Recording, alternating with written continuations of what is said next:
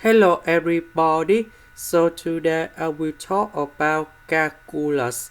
The topic today is about integration. So now I will show you how to answer.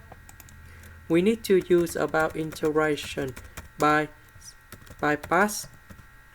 So we have u equals to s, du equals to ds, dv we have coshx ds, so we have v equals to sin s.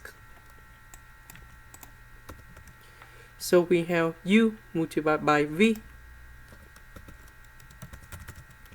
minus du multiplied by v